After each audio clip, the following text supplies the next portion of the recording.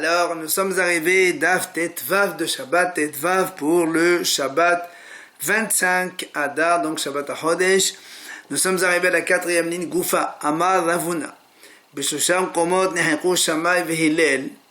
Ravuna dit, comme on a parlé des 18 Xerot que les Hachamim ont fait pendant Shabbat, et parmi les 18, il y en avait 10 qui parlaient de Tum'a, Mahlok Bet Shemay et Bet Hillel. Là, on avait dit aussi que 3 mahlokot, il y a eu entre Hillel et Shammai en personne. Première mahloket, Shammai omed miqaf hala ve Hillel omed miqabayim. Shammai dit donc le volume de farine, quand on va la pétrir et faire une pâte, pour prélever la hala, il faut donc selon Shammai un kav, c'est-à-dire un kav égale 4 logs. 4 logs, c'est à peu près 1 litre 3 ou 1 litre 350. Hillel omer meqabayim. Il a dit non, il faut 2 kav. 2 kav, c'est-à-dire 8 logs. Donc le double. Hachamim eux disent non, log est devresé ou log est devresé. Ni comme Shammai, ni comme Hillel. Et là, kav omer sahaya bahala. Ils disent Hachamim, entre les deux, 1 kav et demi, donc 6 logs. Il faut prélever la hala. Et la Gemara rajoute, quand on a augmenté les volumes des mesures, c'est-à-dire quand on était à Tzipori, on a augmenté de 1/6 la mesure de Yerushalmi, ça veut dire que quand on a 6 logs, en vérité ça veut dire il y a 5 logs, mais logs de la grande mesure. Et c'est pour ça qu'à partir de la Amrou, comme on dit donc les mesures ont augmenté, ça fait que pour être obligé de prélever la hala, il faut 5 quarts de kav. Donc comme le kav c'est 4 logs, donc c'est 5 logs hayavin bahala, c'est à peu près donc la mesure d'aujourd'hui, puisque à partir de 1,560 kg de farine, on doit prélever la hala avec bénédiction. Et à partir de 1,170 kg, on prélève sans bénédiction. Rabbi Yossé Omer, Hamisha Ptorin, Hamisha Ve'ot Hayavin. Rabbi Yossé, donc, il dit 5 patours, c'est à partir de 5 qui sont Hayav. Voilà donc la première mahloket qu'on a vue entre Hillel et Shammai. Vidach, deuxième mahloket. Hillel Omer, Melohin Maim She'ovin Posim et Hamirve. She'hayav Adam Lomad Beshon Rabo. Hillel dit comme ça. Nous on sait que pour un mikvé qui soit caché, il faut 40 CA d'eau. 40 CA. Et il dit, si on a 12 litres d'eau puisée, donc qui ne sont pas valables pour le mikvé, qui tombent dans un mikvé qui n'est pas encore valable comme mikvé au niveau de son volume, ben il rentre pas sous tout ce qu'on a rempli jusque-là, il faut tout recommencer. Mais nous savons que quand un mikvé il est déjà cachère, même s'il tombe toutes les trompes d'eau qu'il y a, donc le mikvé restera cachère quand même. Quoi qu'il en soit, il est des hin maïm. Hin, c'est donc 12 logim, 4 litres à peu près. Et la Gemara dit, Hayav Adam Loma Beshon Rabo, parce que Hillel, il a parlé au nom de ses maîtres Shemaya et Avtalon qui ont dit hin. Ils n'ont pas parlé de 12 logs. Shammai omet Shara Kabin. Shammai dit 9 kaf pour rendre pasoul. Donc un mikvé qui n'est pas encore mikvé. S'il tombe là-bas, donc 9 kabines d'eau puisée, ça le rend pasoul. Hachamim omrim, Hachamim eux disent, lo kedevdese ve lo kedevdese, ni comme Hillel, ni comme Shammai. Ad shebaou shnei gardim meshar ha'ashpa sheberushalayim. Jusqu'à ce qu'ils soient venus 2 tisserands de Shar ha'ashpot de Yerushalayim. Ve'aïdou, ils ont témoigné, meshum Shemaya ve'avtalion, sheshelosha login ma'am she'ovin posem etamar, ve'chimu Hachamim tedevrehem. Eux, ils ont témoigné au nom de Shemaya comme quoi 3 logmaim, donc c'est dès qu'il y a 1 litre d'eau puisée, qui tombe dans un mikvé qui n'est pas encore cachère, au niveau de son volume, il tombe, il rentre pas sous, il faut tout revider, tout remplir. Les Hachamim ont accepté leurs paroles, et donc c'est comme ça que la halakha est aujourd'hui. Enfin, troisième halakha de Hillel et Shammai, Vidach, Shammai Omer, Kol hanashim dayan sha'atan. Donc ça on a vu dans Nida il n'y a pas longtemps, Shammai disent toutes les femmes Dayan Shatan. Dès que la femme saigne, c'est à partir de ce moment-là qu'elle a saigné, que tout ce qu'elle va toucher, ça va être tamé. Mais il dit non. Il dit, mais c'est à partir du précédent examen qu'elle a fait qu'elle était cachère. Et maintenant qu'elle fait un examen, elle voit qu'elle a saigné. Et bien, dans tout l'espace antérieur à cet examen où elle a saigné, peut-être qu'elle avait déjà saigné auparavant, et tout ce qu'elle a touché, il était tamé depuis avant. Il faut le dire à même si c'est plusieurs jours, dit Hillel. Mais, Hachamim ils disent non, ce n'est pas comme Shammai et comme Hillel. Et là, מעט לעט ממעט על ידי מפקדה לפקידה ומפקדה לפקידה ממעט על ידי עליית מעט לעט. Haramim, donc ils tranchent entre les deux. Ils disent מעט לעט, donc c'est dans les précédents 24 heures. Eh bien, ça veut dire si une femme a saigné aujourd'hui, si le précédent examen il est plus loin que 24 heures, on dit qu'il y a 24 heures seulement tout ce qu'elle a touché cette année. Ici maintenant le précédent examen il date de moins de 24 heures, c'est à partir de ce moment là on a fait le précédent examen aujourd'hui, tout est tamé et pas plus. Voilà donc les trois mahlokot entre Hillel et Shammai en personne. Il n'y a pas autre chose, il n'y a pas d'autre, pourtant il y en a une autre. On voit, c'est marqué là-bas dans Hagiga. Hillel omer l'esmor, Shammai omer shelo l'esmor. À propos donc du fait d'appuyer sur un animal avant de l'amener en korban le jour de Yom Tov. Il dit, on a le droit d'appuyer sur les nedarim ou nedavot. On appuie sur les korbanot, et Shammai lui dit non, on n'a pas le droit d'appuyer parce qu'on fait bouger l'animal et c'est à soi de déplacer l'animal, c'est mouktsé. Alors pourquoi tu n'as pas cité cette marloquette? Alors la Gemara répond que Ravuna, Chadilika, pour t'aider la boîte à Badaïou. Il m'a dit parce que Ravuna il n'a cité que les mahlokot exclusives entre Hillel et Shammai. Or cette mahlokot de sommer ou pas sommer, est-ce qu'on a le droit d'appuyer sur la tête d'animal qu'on va offrir en korban le jour de Yom Tov, oui ou non? C'est pas que Shammai et Hillel qui ont discuté de cela, c'est tous les maîtres qui les ont précédés. Avot Bedin, Niseim, Yosef Ben Erez, toute la liste elle est là-bas dans ma certes Hagiga, donc il y a beaucoup de Hachamim qui ont discuté de cela. L'Agma va poser une deuxième question. Pourtant, tu m'as dit, il n'y en a que trois. Voilà, il y en a encore un quatrième. C'est marqué. L'Agma dit, celui qui vendange des raisins pour aller les amener au pressoir et faire presser du raisin pour faire du vin. Alors, quand on vendange des fois, il y a le jus du raisin qui sort un petit peu. Shammai dit, ce jus-là qui a coulé des raisins, parce que nous on sait que les aliments, avant de devenir aptes à prendre l'impureté, il faut qu'ils soient imprégnés d'un liquide, dans le jus de raisin. Shammai dit, Horsha. C'est-à-dire que si ces raisins ils sont touchés par quelqu'un d'impur, ils deviennent impurs. Hillel Omer, le Horsha. Il dit non. Il n'est pas d'accord. Il dit non, ce jus liquide-là qui sort par l'écrasement des raisins les uns sur les autres, eh bien il ne donne pas l'aptitude à ces raisins pour prendre l'impureté. Pourquoi? Parce qu'il a dit ça, c'était pas quelque chose de voulu par la personne. Et nous, on sait seulement quand la personne, elle veut cette eau-là, ça donne l'aptitude aux aliments de prendre l'impureté. Donc voilà une marloque entre Shammai et Hillel. Alors la Gemara répond, non, il dit celle-là, il ne faut pas la compter. Pourquoi? Parce que là-bas, en fait, Hillel, il n'a pas résisté dans sa marloque, il a donc consenti la halakha comme Shammai. C'est pour ça qu'on n'a pas citer cette mahlokot donc entre Hillel et Shammai comme quatrième. Après on a vu hier Yosef ben Erez de Sereda et Yosef ben Hanan de Yerushalayim Gazru Tum'a al El Sa'amim ve'al Kelis Chuchit. On a dit donc ces deux Chachamim là, ils ont donc décrété la Tum'a sur la terre des nations, sur la terre des Goyim, et aussi sur les Kelis Chuchit, sur les ustensiles en verre. Sur cela, je m'a posé une question.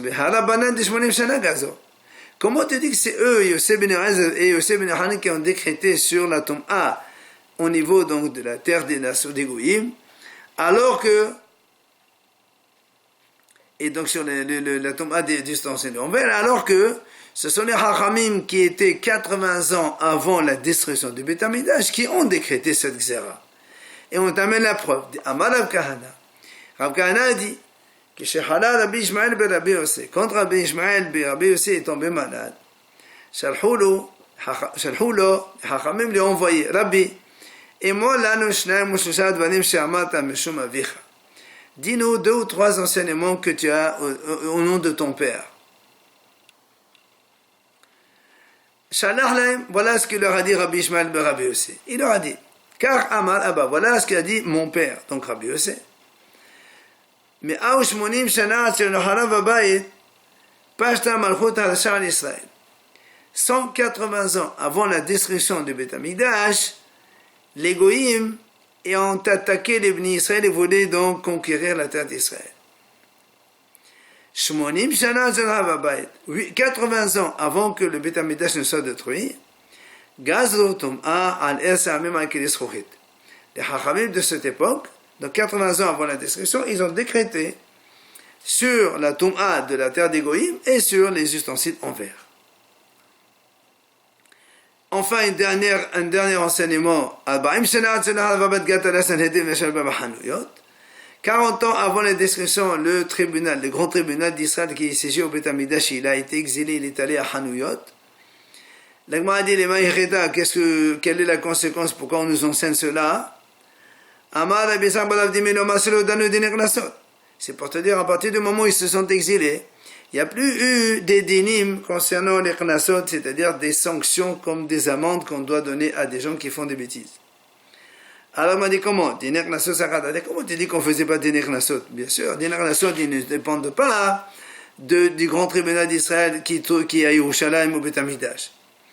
Et la Ema, c'est le danu diner fashot. On m'a dit non, c'est vrai, il faut corriger, qu'ils n'ont pas fait des diner fashot. Effectivement, on n'a pas condamné à mort.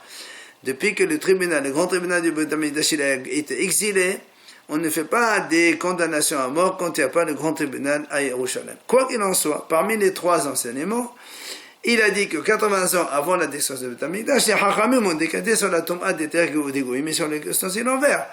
Comment tu dis que c'est Yosef ben Yoazer et Yosef ben Hanan qui ont décrété cela? Et si maintenant tu me réponds, et alors, tu vas me dire, et alors, parmi les Chachamim de 80 ans qu'on a dit avant la destruction du Beth Amikdash, il y avait là-bas Yosef ben Yoazer et Yosef ben Hanan. Alors, là, on m'a dit non, on ne peut pas dire ça. C'est pas possible, pourquoi? Parce qu'il y a une braïta qui dit, Hillel v'Shimon, Gamliel v'Shimon, donc Hillel Azaken et son fils Shimon, Rabban Gamliel et son fils Shimon, ils ont été princes durant la construction du Beth Amikdash, le siècle donc avant la destruction de ce Beth Amikdash. Pendant tout le siècle, le dernier siècle du Beth Amikdash, ils étaient donc eux des princes. Alors que Yosef ben Yoazer, Isserada, Yosef ben Hanan, alors que Yosef ben Yoazer, Isserada, Yosef ben Hanan, eux, ils les ont précédés bien longtemps avant. Rappelons, quand il y a marqué dans ma Masechet Avot là-bas toute la liste des couples des Chachamim, on est Yosef ben Yoazer, Isserada, Yosef ben Hanan étaient parmi les premiers, alors que Hillel était bien derrière. Donc, tu vois bien que Hillel qui était un siècle avant le Beth Amikdash, et Yosef ben Hanan était au moins 2-3 siècles avant, donc il ne peut pas faire partie des Chachamim des 80 ans avant la destruction. Donc, question. Comment tu dis que Yosef ben Yoazer et Yosef ben Hanan qui ont décrété cela, alors que nous, on a dit, on vient de voir que ce sont les Chachamim des 80 ans, donc 80 ans avant la destruction de Beth Amikdash, que eux, ils ont décrété cette zéra. Et là, vient l'Agmara répondre, Ato enu gazod agusha lesof, ve'avira ve'lo klum. L'Agmara dit en vérité, Yosef ben Yoazer et Yosef ben Hanan, tous les deux, ils ont décrété effectivement sur la trauma qui touche à Gusha, c'est-à-dire qui touche le sable, la terre de Houssaares, eh bien, elle devient tamée, il faut la brûler. Et à Avira, mais si une trauma, elle traverse donc la terre des Goïm sans toucher la terre, par exemple, elle est en l'air, eux, ils ont dit, il n'y a rien du tout. Mais, ils sont venus après, les Chachamim qui étaient 80 ans avant la destruction. Gazor, ils sont venus, ils ont dit non. Même si la trauma, elle reste en l'air, elle ne touche pas le sol de la terre des Goïm, eh bien, elle est impure au point de la suspendre, c'est-à-dire, on ne va pas la brûler, mais on la suspend. Alors, l'Agma a dit comment? Les Memra, selon cette réponse, des Hadag Zerta Haba, l'Isrif. L'Isrifa, l'Agma dit quoi? Que si tu me dis que la trauma qui a touché la terre des Goïm, il faut la brûler.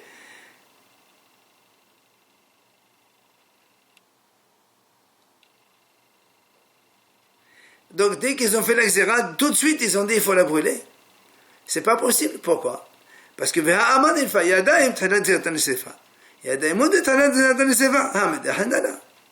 m'a dit parce que nous on a vu que Ilfa il a dit Yadaim, c'était quand les mains elles touchent une trauma.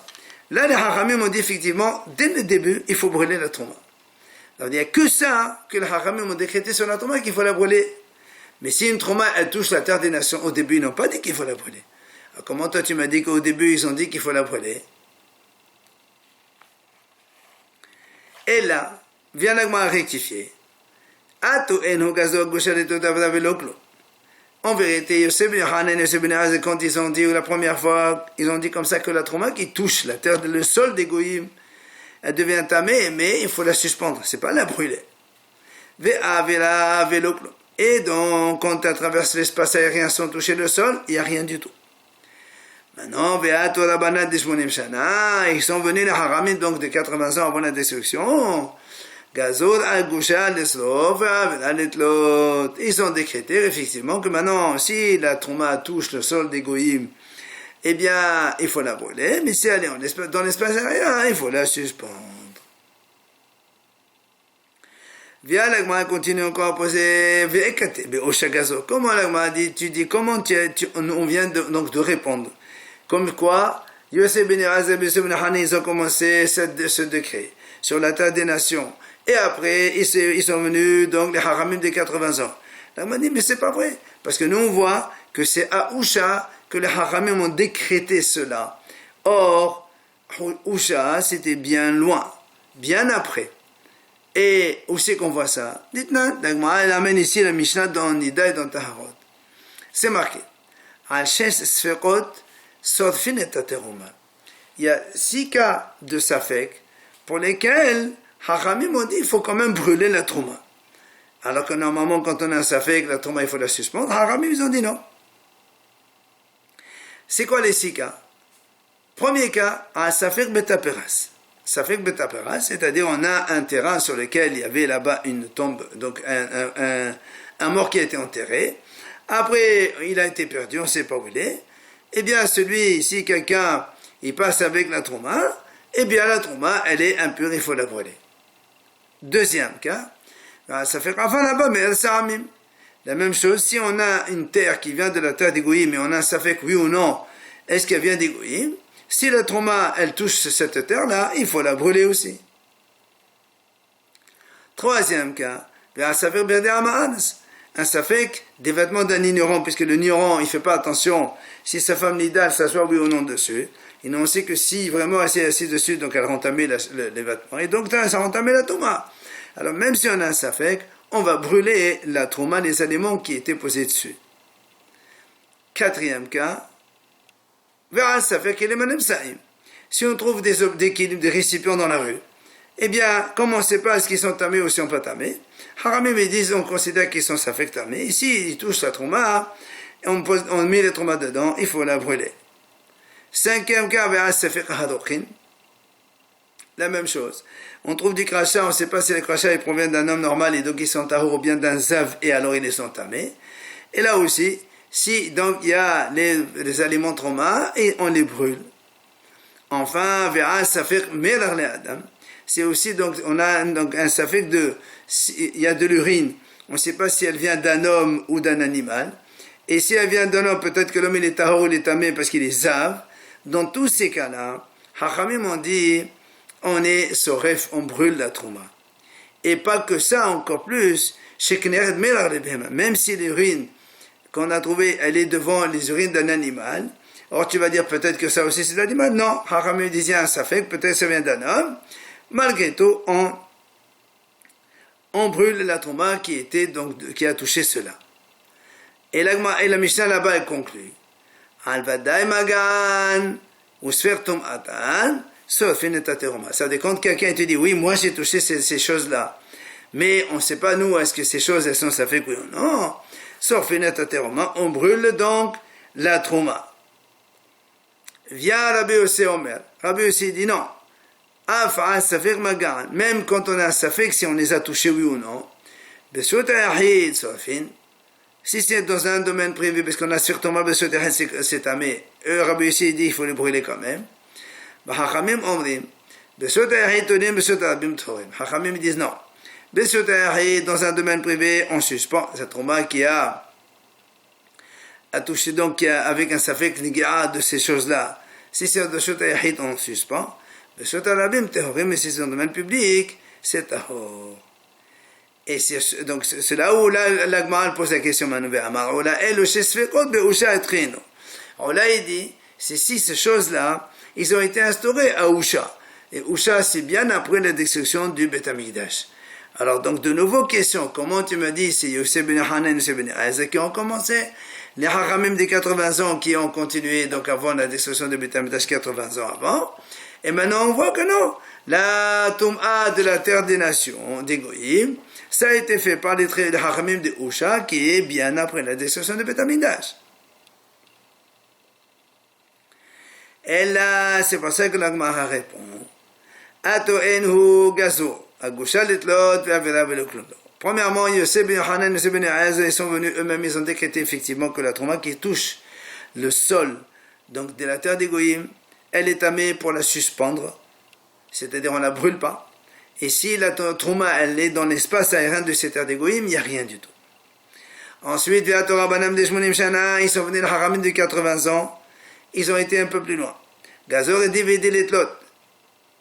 Ils ont dit non, aussi bien la trouma qui a été touchée le sol des Goïm ou dans l'espace aérien de la terre des Goïm, dans les deux cas, il faut les suspendre. On ne les brûle pas, mais on les suspend. Et à la fin, à Usha, ils sont venus les Haramim. Ils ont décrété que la trouma qui touche le sable donc de la terre des Goïm, il faut la brûler. Mais par contre, celle qui était uniquement dans l'espace aérien de la terre des Goïm, elle reste comme elle est, c'est-à-dire on doit la suspendre, on ne la brûle pas et on ne la mange pas. Après, on a dit donc on a dit donc ils ont décrété que les ustensiles en verre, ils prennent la touma. Alors on a dit pourquoi les Hachamim ont décrété que les ustensiles en verre, ils prennent la touma, ils peuvent devenir tamés. Amar Rabbi Yohanan, Amar Rish Lakish. Il y a Rabbi Yohanan, il dit au nom de Rish Lakish.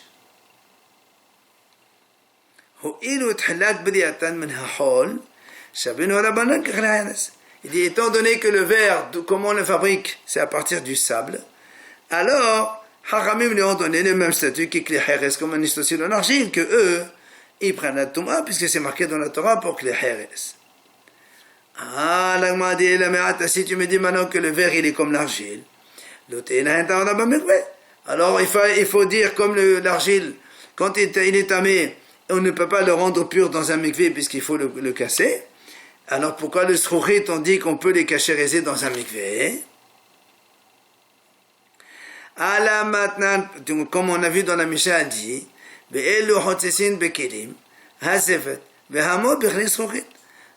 si tu me dis comment tu sais que le srouchit on peut les tremper dans le mikvé, il dit voilà, la Mishnah dit voilà comment il peut y avoir hatitza, c'est-à-dire séparation, que la tvila n'est pas bonne, elle n'est pas valable. C'est si on trouve du zefet, donc du soufre, ou bien hamor, c'est un produit bechlis chourit. La Mishnah a dit dans les ustensiles en verre. Donc ça fait hatitza, et donc la tvila n'est pas bonne. Ça veut dire que s'il n'y avait pas ça, la tvila serait bonne. Donc tu vois bien qu'on fait la tvila de klis chourit. Alors pourquoi, si tu dis qu'il est comme les heres, s'il n'y a pas de tvila, donc les heres? Bien, l'Agmal répond. Effectivement, c'est vrai que pour les klis rouchit, il n'y a pas de tvila comme les heres. Alors comment ici on a dit qu'il y a tvila? L'Agmal a dit en fait ici le klis rouchit il s'est percé. Comme il s'est percé, donc il devient inutilisable et c'est comme ça qu'il devient tahor, comme les heres quand il se brise, il devient tahor. Mais qu'est-ce qu'on a fait après? On a donc bouché avec du plomb. Or, le plomb, c'est du métal. Et alors, et c'est Rabbi Meir qui est l'auteur de cette Mishnah. Pourquoi? Rabbi Meir lui dit, même si la majorité de l'ustensile c'est de l'argile, ici c'est du verre, on le considère comme de l'argile, mais vu que sans le plomb qu'on y a mis, il est considéré comme brisé, comme inutile, alors Rabbi Meir dit, tout va selon le mahamid. Le mahamid c'est celui qui tient le keli. Or le mahamid c'est du métal, c'est pour ça qu'il faut le faire. La tvila, elle est valable pour lui, donc tvila dans Mikveh, ça marche pour lui. Et là, nous ramène ici la braïta justement où on voit, selon Rabbi Meir, que le mahamid il est important. Détania. La braïta dit, si on a un ustensile en verre qui s'est trouvé donc et qui n'est plus utilisable, après on a pris du plomb et on l'a donc soudé pour que le kéli schourit devient entier, récipient valable. Amar Rabban Shimon ben Gamliel, donc il dit comme ça, Rabban Shimon ben Gamliel dit, Rabbi Meir metame, selon Rabbi Meir, il dit, ce kéli là, il peut, enfin, il peut devenir tamé parce que le fait d'avoir été brisé, il n'est pas tahor, mais le fait de l'avoir donc soudé avec du plomb, c'est le plomb qui tient le kéli, qui le valide comme kéli, qui est le plus important, et comme il est en métal, donc ça prend l'impureté. Alors que la haramim me disent, non, même si on l'a soudé avec du plomb,